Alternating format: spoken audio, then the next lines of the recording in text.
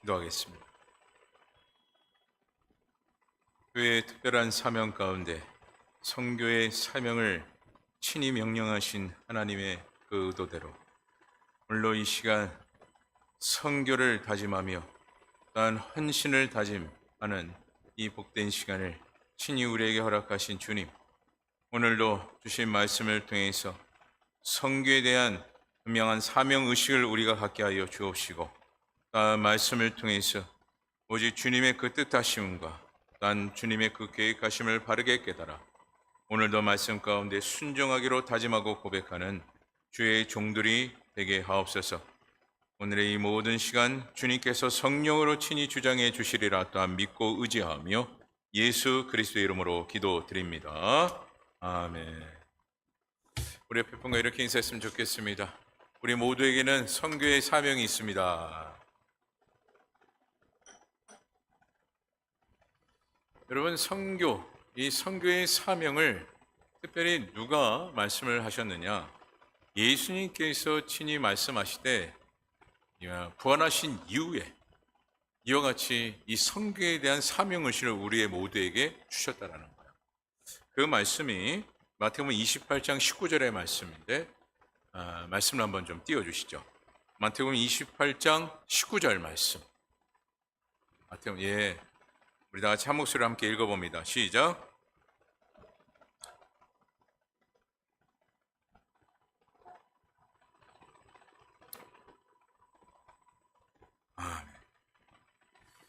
지금 이 말씀 속에 가장 중요한 메시지가 뭐냐?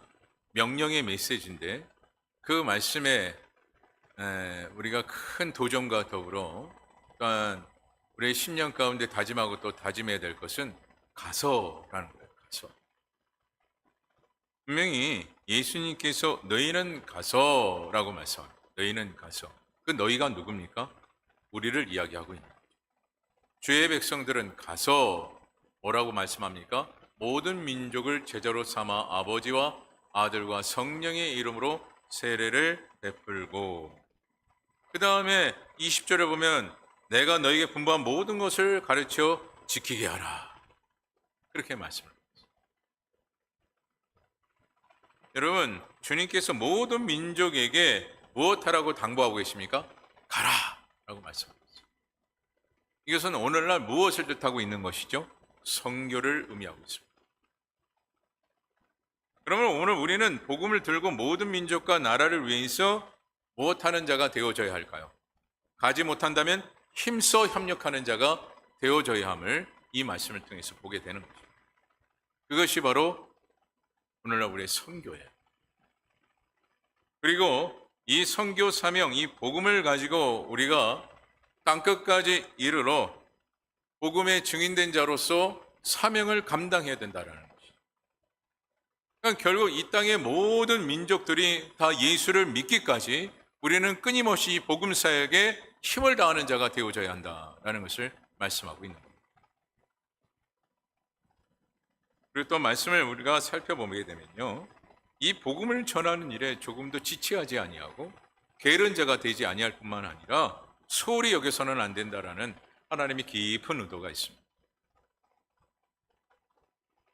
이 하나님께서 우리에게 주신 이 말씀 속에 우리가 깊이 또한 다짐해야 될 것이 무엇이겠습니까?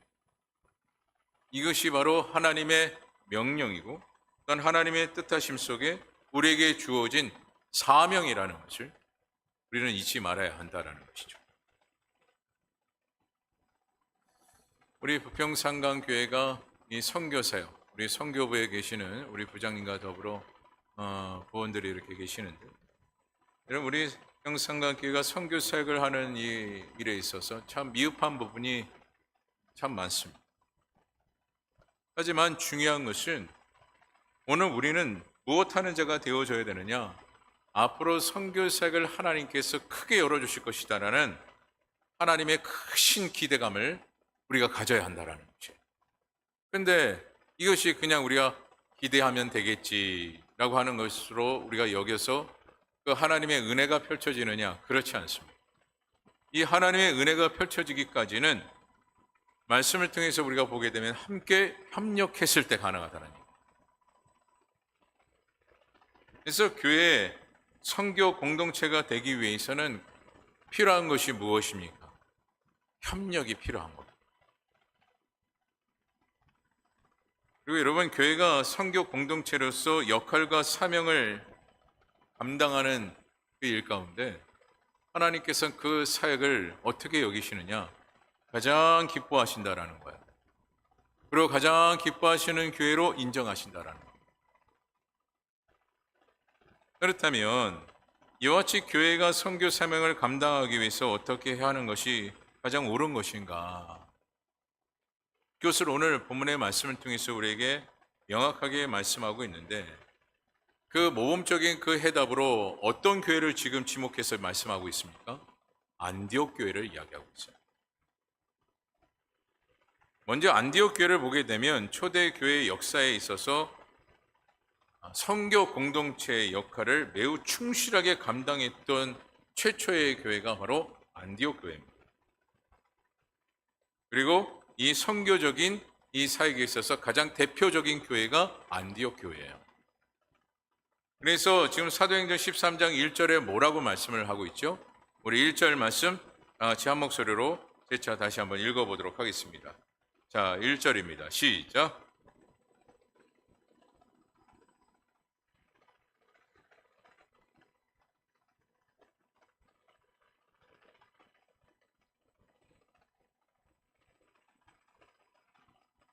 자, 이와 같이 안디옥 교회를 지금 선교 사역에 있어서 대표적인 교회로 삼고 오늘 이와 같이 말씀하고 있는데, 그렇다면 안디옥 교회가 가지고 있는 그 특징과 더불어 그들이 가졌던 사명의 교훈이 무엇인가에 대한 그 부분을 오늘 말씀을 통해 깨닫고 소망을 얻기를 바라는데, 첫째로 여러분, 교회가 선교 공동체로서에 대한 그 역할을 감당하기 위해서는 오늘 안디옥 교회를 통해서 보았을 때 열린 마음을 가져야 된다라는 거예요.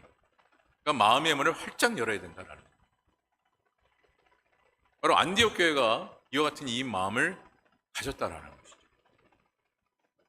지금 말씀을 보게 되면 안디옥 교회를 소개하면서 여러 인물을 지금 말씀하고 있지 않습니까? 그 가운데 특별히 느게르라는 이 인물이 있습니다. 느게르. 이 바나바와 지금 느게르라는 이 인물을 소개하고 있는데, 이 느게르라는 인물은 우리가 동양인, 서양인, 아시아인 이렇게 나눠지기도 하지만 그 가운데 백인과 흑인 이렇게 또 나누기도 하지 않습니다. 이 느게르라는 인물은 바로 흑인이었어요. 그런데 그때 문화를 보게 되면 교회 내에서 이 흑인과 함께 한다라는 것 그 자체가 참 쉽지 않았습니다. 그러나 그들은 어떤 마음을 가졌느냐? 바로 넓은 마음, 열린 마음을 가졌기에 이 느게르라라는 이 인물과 함께 주의 사역을 감당하게 됐다라는 것이죠. 이것이 중요합니다. 그리고 안디옥 교회 지도자 가운데서 특별히 이렇게 소개를 합니다. 오늘 여러분 말씀을 보시면 헤롯 젖동생 마나엔이라는 이 인물을 이야기하는데, 이 마나엔이라는 이 인물은 어떤 인물이었느냐? 바로 왕실의 귀족이었어요. 근데 이런 위치에 있는 사람이 지금 누구와 함께 하고 있습니까? 평범한 서민 출신들과 함께 주의 사역을 감당하고 있다는 거예요. 여러분, 흑인과 함께 사역을 감당하는 것 그 자체도 참 쉽지 않은 그때 당시의 문화였는데, 지금 왕족 출신이었던 한 인물이 가장 천한 평민과 더불어 함께 주의 사역을 감당했다. 어려운 일이었습니다. 당시 문화적인 그 환경을 봤을 때. 그만큼 그들이 어떤 마음을 가졌다라는 것이죠? 열린 마음을 가졌다라는 것. 넓은 마음, 모든 것을 수용할 수 있는 그 마음을 가졌다라는 것이죠. 그래서 그들은 함께 할 수 있는 그 사역이 되어졌다라는 것이죠. 그리고 여러분, 특별히 바나바와 더불어 맨 마지막 사울을 지금 이야기하고 있는데, 이 바나바와 이 사울의 관계를 또한 봤을 때 지금 바나바는 나이가 제일 많았어요. 그런데 반면에 이 사울은 나이가 제일 적었습니다. 그런데 지금 바나바와 사울은 하나님의 사역을 지금 어떻게 하고 있느냐? 함께 하고 있다라는. 우리나라 사회는 아직까지도 라떼 문화의 사회가 아주 큽니다. 라떼는 말이야 하면서 나이를 어느 정도 이렇게 세워가며 나이가 어린 사람들에게 간혹 이야기할 때가 종종 있습니다. 저도 습관적으로 그렇게 나올 때가 있어요. 그래서 어떠한 파대적인 그 관계로 사역을 감당할 때가 많은데, 그런데 안디옥 교회는 그렇지 않았다는 얘기야. 나이가 많건 적고 간의 그 관계가 아니라 하나님의 사역이니까 함께 된다라는 그 마음을 그들이 가졌다라는 거죠. 우리는 나이 어린 사람이 무엇인가 이렇게 이야기했을 때 네가 뭘 안다고, 네가 뭘 안다고 그렇게 이야기할 때가 있지 않습니까? 하지만 오늘 나이가 가장 많았던 바나바는 그렇지 않았습니다. 넓은 마음으로 그 모든 것을 다 수용했다라는 거예요. 그래서 그들은 함께 하였고, 그래서 주의 사역을 함께 하는 가운데 특별히 이 선교 사역을 가장 즐겁고 기쁨으로 감당하는 교회가 되었다라는 것이야. 그래서 안디옥 교회를 소개할 때 이렇게까지 또한 이야기할 때가 있습니다. 글로벌 마인드를 가진 바로 교회다. 그리고 그들의 은사도 각각이었음을 보게 되는데, 여러분 본문 1절을 통해 여러분 보시는 바와 같이 지금 1절의 시작을 보게 되면 뭐라고 말씀합니까? 선지자들과 교사들이 있으니 라고 지금 이야기합니다. 그냥 인물들을 쭉 소개하면 되는데 굳이 직분을 지금 이야기합니다. 그 직분 가운데 선지자와 교사들이 있었다라고 지금 말씀을 하고 있죠. 이것은 다양한 은사를 가진 이들이 함께 모였다라는 것을 지금 말씀하고 있고, 그렇게 각가지 은사를 가진 사람들이었지만 주의 말씀, 이 명령, 이 복음적인 사명, 이 선교 사역에 그들이 함께 일들을 이루어갔음을 말씀을 하고 있는 거예요. 여러분, 이게 말이 쉽지 여러분 쉬운 일이 아닙니다. 말은 참 쉽지만 이것을 행동으로 보인다라는 것이 참 쉽지가 않아요. 여러분, 쉬운 예로 이런 겁니다. 결혼한 지 얼마 안 된 며느리가 시어머니에게 어머니 이건 이렇고요, 이건 이렇게 하는 게 더 좋아요, 이렇게 하는 것이 더 좋을 것 같아요 라고만 해도 시어머니의 마음은 복잡해진다고 합니다. 물론 아니신 분도 계시겠지만, 그런데 많은 시어머니들이 그런 말을 들었을 때 머릿속에 많이 복잡해진대요. 왜 복잡해지는 걸 저는 모르겠습니다. 제가 시어머니의 입장이 되지 안 해봤기 때문에 모르겠는데 어쨌든 복잡해진다. 이 복잡해진다라는 것은 결국 무엇입니까? 수용하기가 어렵다라는 거예요. 받아들이기가 매우 어렵다라는 거죠. 하지만 오늘 안디옥 교회는 그렇지 않았어요. 각가지 가지고 있는 그 은사들을 그러니 그랬을 때는 또 이런 결과가 나올 수 있나? 라고 하면서 오히려 골똘히 생각하며 그 사람 한마디 한마디를 다 잘 듣고 거기에 따르는 가장 좋은 것을 얻기 위하여 노력을 했던 교회가 바로 안디옥 교회였다라는 거죠. 그만큼 그들은 어떤 마음을 가졌다고요? 넓은 마음을 가졌다. 그래서 우리가 배우자를 선택할 때 또한 그런 얘기를 많이 하지 않습니까? 마음이 넓어야 된다. 마음이 넓어야 된다. 근데 정작 본인은 좁으면서 상대방은 넓기를 바라면 되겠습니까? 내가 상대방의 마음이 넓기를 바라면 나도 어떻게 해야 됩니까? 넓어야죠. 나는 좁아 터지면서 상대방은 넓기를 바라는 건 그건 욕심 중에 욕심이죠. 그리고 여러분, 같이 융합이 되겠습니까? 융합이 아니에요. 아무리 마음이 넓은 사람일지라도 언젠가는 한계에 다다르게 되어져 있어요. 하지만 같이 넓은 마음으로 함께하는 그 생활이 되어진다면요, 어려움이 아니라 모든 것을 극복할 수 있는 은혜가 임하게 되는 것이죠. 교회 생활과 더불어 우리가 가정생활 또한 기타 여러 생활에서도 마찬가지입니다.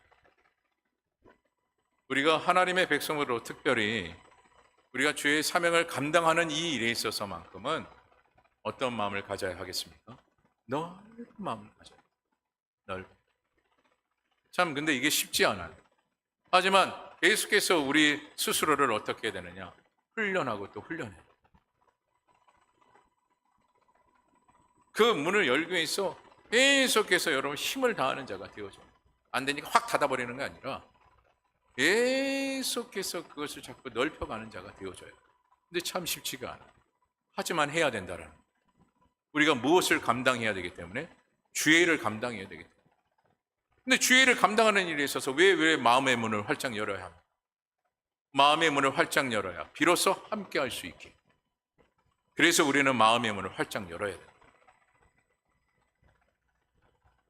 그리고 또한 오늘 말씀을 통해서 안디옥 교회를 통하여 우리가 선교에 대한 부분을 우리가 재차 교훈받을 수 있는 것은 그들은 헌신적인 신앙의 자세를 가졌다라는 것입니다.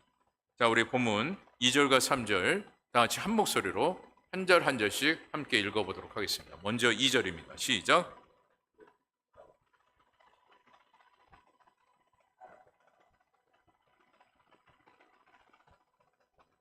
(3절)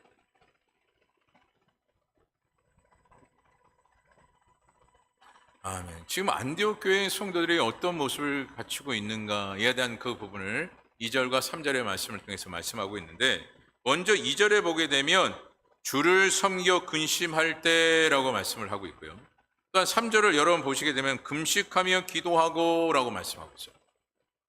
여러분 이렇게 말씀하고 있는 것은 지금 안디옥 교회의 성도들의 그 모습을 지금 잘 그리고 있는데, 지금 그들의 그 모습은 어떤 모습이었느냐, 바로 믿음과 열정이 얼마나 대단한가를 지금 이 말씀을 통해서 전하고 있는 겁니다. 무엇을 통해서요? 하나님의 사역을 통해서. 그럼 그들이 주님을 섬길 때 왜 근심을 했는가에 대한 이 부분을 좀 우리가 구체적으로 알고자 하는데, 여기서 여러분 이 금식을 했다라는 것은 어떤 의미를 담고 있느냐? 뜨거운 열정과 사모하는 마음으로 죄의 사역을 감당했다라는 거예요. 이것이 금식이에요. 그래서 우리가 신앙생활하면서 금식하는 그 경우, 금식할 때에 대한 그 경우를 좀 봤을 때 항상 뭐가 문제가 생길 때 금식하는 경우가 많아요. 물론 그 의도를 충분히 이해는 하나, 그런데 지금 안디옥 교회가 금식하고 있는 그 모습은 무엇이에요? 그 일들이 더 잘 되기 위해서, 더 잘 되기 위해서, 안 돼서 금식하는 게 아니라 지금 그 일을 더 잘 되기 위해서, 잘하기 위해서, 더 그 일이 확산되어지기 위해서 금식을 하고 있다는 거예요. 근데 우리는 종종 금식할 때 어떻게 금식합니까? 안 될 때, 힘들 때, 어려울 때 그 일을 해결하고자 우리는 금식할 때가 참 많습니다. 이제는 우리가 신앙생활의 이 금식의 개념을 좀 바꿔야 된다라는 거예요. 우리가 금식을 한다면 잘 되니까 아무것도 안 해도 된다, 이게 아니라 잘 되어지기 때문에 우리는 무엇하는 자가 되어져야 한다고요? 금식하는 자가 되어져야. 그것을 오늘 안디옥 교회를 통해서 우리에게 가르치고 있는 것이죠. 왜요? 그 하나님의 사역이 너무나도 중요하고 특별히 이 복음 사역이 너무나도 중요하기 때문에 그냥 해서는 안 된다라는 것이 그들의 생각이었어요. 그래서 그들은 금식을 했던 거죠. 그래서 바라옵기는 우리 청년들이 내년 1월에 단기 선교를 갑니다. 그래서 한 번은 금식할 수 있는 시간을 한번 가져보면 어떨까? 그냥 생각만 할 뿐 아직까지 결정은 하지 않았습니다. 무슨 의도겠어요? 그 사역이 더 잘 되어지기 위해서, 그 사역을 더 왕성하게 이뤄가기 위해서. 그래서 오늘 저와 여러분들은 정말 안디옥 교회가 이와 같이 보여지는 이 모습 속에서 크게 여러분의 마음 가운데 크게 자리 잡아야 할 것은 정말 주의 사역에 내가 얼마만큼 열정을 가지고 있는가, 그 일에 있어서 내가 얼마만큼 더 수고하기를 원하고 있는가. 이것이 결국 또한 무엇이겠어요? 헌신이죠. 그래서 오늘 저와 여러분들은 헌신을 통해서 복음의 사역, 이 특별히 선교의 사역 함께 동참하며 정말 선교사에게 놀랍게 계속해서 확산되어지는 신 은혜가 임하기를 간절히 바랍니다. 특별히 여러분, 헌신을 이와 같이 이야기를 할 때가 있습니다. 내가 하나님을 위해 나의 생명을 드릴 수 있다면 이것은 이미 선교가 이루어지는 것입니다. 이 말의 속뜻은 무엇이냐면 헌신은 내 생명을 주께 바치는 것이다 라는 것. 여러분, 해외 선교, 특별히 오지의 선교를 감당하시는 선교사님들과 이렇게 대화를 나누다 보면 생명을 오직 하나님 앞에 다 맡겼어요. 자신의 소유물로 여기지 않습니다. 심지어 어떤 분들은 죽는 것이 하나님의 은혜로 그렇게까지 고백하시는 분들도 봤습니다. 근데 그것 자체가 무엇이라고요? 헌신이에요. 챙길 거 다 챙기고 할 거 다 하는 것이 헌신이 아니고, 생명을 맡긴다라는 것은 모든 것을 다 하나님 앞에 내놓고 하나님께서 원하시는 대로 모든 것을 감당하겠다라는 그 마음, 그것이 바로 헌신이라는 것이죠. 그래서 오늘 저와 여러분들은 이와 같은 이 헌신을 통해서 특별히 복음사역, 이 선교사역에 함께 매진하며 하나님의 놀라운 뜻을 이뤄갈 수 있는 주의 백성들이 다 되기를 간절히 바랍니다. 또한 셋째로 성령의 음성에 귀를 기울여야 한다라는 것이에요. 여러분, 본문 2절과 3절을 보게 되면요, 먼저 2절의 말씀을 통해 보았을 때 성령이 이르시되 라고 말씀합니다. 성령이 이르시되. 그리고 3절을 보게 되면 두 사람에게 안수하여 보내리라 라고 이렇게 말씀을 하고 있습니다. 여러분, 이것은 교회와 성도가 성령의 인도하심에 행하였다라는 것을 보게 됩니다. 누구의 인도하심 가운데요? 성령의 인도하심 가운데. 어떤 개인만이 아닌 교회가 성령의 인도하심에 따라 함께 순종하며 함께 동역했다라는 것을 말씀하고 있습니다. 그래서 그들은 금식하되 어떠한 특정한 인물만 금식을 했던 것이 아니라 함께 금식을 했다라는 것이죠. 지난 주일에도 제가 기도에 대한 그 부분을 잠시 언급을 했는데, 어떤 그런 소리 들을 때마다 참 마음이 답답합니다. 무슨 소리냐? 목회자가 이제 20일 금식, 40일 금식 이렇게 작정하며 금식하겠습니다 라는 말을 들으면 성도들이 함께 금식하고자 하는 그런 마음보다는 금식하는 목회자를 바라보면서 이제 목사님이 금식하니까 뭔가 달라지겠네, 이런 마음을 가질 때가 있습니다. 근데 오늘 안디옥 교회를 통해서 보게 되면 어떻게 해야 된다고요? 함께 금식을 해야 해요. 함께 연합해서 죄의 사역들을 더 열정 있게 감당하기 위하여 함께 금식을 해야 된다. 이것이 안디옥 교회의 모습입니다. 왜요? 죄의 사역이 너무나도 귀하기 때문에, 특별히 이 복음 사역, 선교 사역이 너무나도 중요하기 때문에 그냥 해서는 안 된다라는 거죠. 그리고 마지막 넷째로 기도와 더불어 그들은 물질적인 후원에 있어서 아낌이 없었다라는 겁니다. 여러분, 안디옥 교회는 두 사람을 보내는 것으로 끝나지 않았음을 여러분 말씀을 통해서 보게 되지 않습니까? 다시 말해 보낸 것으로 끝나는 것이 아니라 계속적인 기도와 물질로 안디옥 교회는 후원하고 또 후원했다라는 거죠. 여기서 우리가 기억해야 될 것은 무엇이냐? 지금 안디옥 교회는 그들과 함께 했다라는 것과 더불어 지속적으로 그 사역에 동참했다라는 거죠. 이것이 선교 사역입니다. 여러분, 그래서 선교 헌금을 드리는 이 헌금의 이 예물은 누구와 함께 하고 있는 겁니까? 선교사면 선교사, 또한 복음을 전하는 그 모든 일에 협력을 하는 것, 즉 함께 하고 있는 것. 그래서 선교 예물은요, 뭐 불쌍한 사람 도와주시지 접선하며 돈을 주는 게 아닙니다. 선교 예물을 내가 작정한다라는 것은 그 사역과 함께 하겠다라는 거예요. 그래서 여러분, 매년마다 이 선교 헌금을 작정할 때 깊이 기도하는 마음으로 여러분 작정을 하셔야 돼요. 물론 어떤 예물이든 여러분들이 깊이 작정하면서 그렇게 예물을 드려야 하겠지만, 특별히 이 복음 사역에 있어서만큼은 여러분들의 깊은 기도가 필요합니다. 내가 그 선교사와 어떤 마음으로 사역을 해야 하기 때문에 그렇습니까? 함께하는 사역이 되어져야 하기 때문에. 그저 그 사람 어려우니까 생활비 조금 도와주는 마음으로 여러분 헌금하는 그런 마음이 돼서는 안 돼요. 그것은 함께하는 것이 아니에요. 도와주는 거죠. 불쌍해서 도와주는 거죠.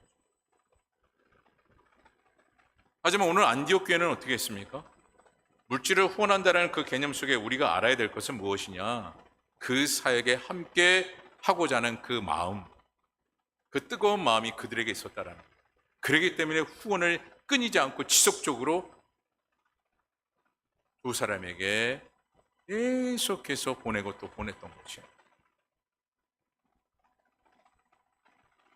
여러분, 이처럼 오늘날 우리가 하나님의 사역을 감당하는 일에 있어서 가장 중요한 것이 무엇입니까? 함께 한다라는 것과 더불어 협력하는 것이죠. 제가 또 한 가지 참 마음 아픈 소리는 무엇이냐면, 주보 광고에 가까다 협력하십시오라고 이렇게 협력해 주시기 바랍니다. 그 말에 지나가면서 제가 10년 전 얘기인 것 같아요. 보통 이제 어느 교회든 그렇게 협력해 주십시오 이렇게 쓰잖아요. 아이, 또 돈 내라고 그러네 하면서 지나가시더라고요. 마음이 너무 아팠어요. 그 협력이라는 단어를 그저 또 돈 내라고 그러네. 그럼 그것은 사역이 아닙니다. 차라리 하지 않는 것이 없습니다. 하나님의 사역은 어려운 사람 접선하는 게 아닙니다. 함께 하기 위해서 우리는 예물을 드리는 거죠.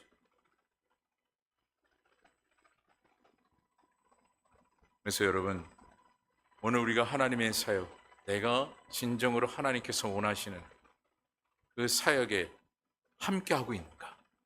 협력하고 있는가?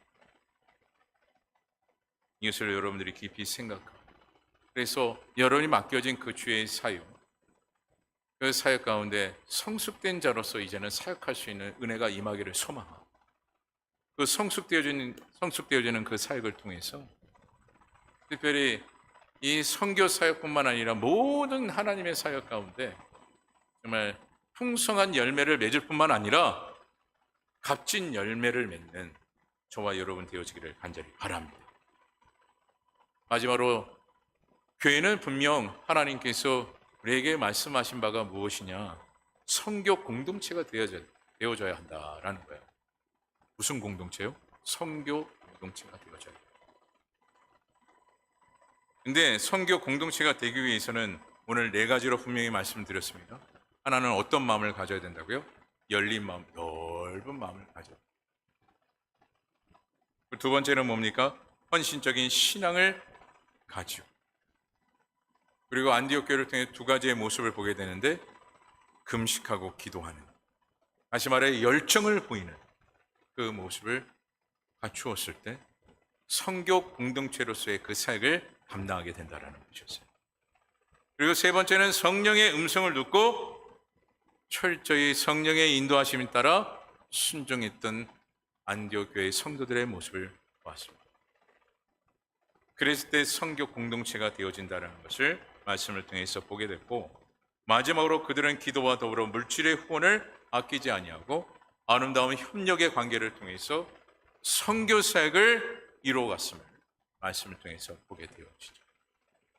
그래서 우리 부평상강교회도 정말 간절히 바라는 것은 무엇이냐?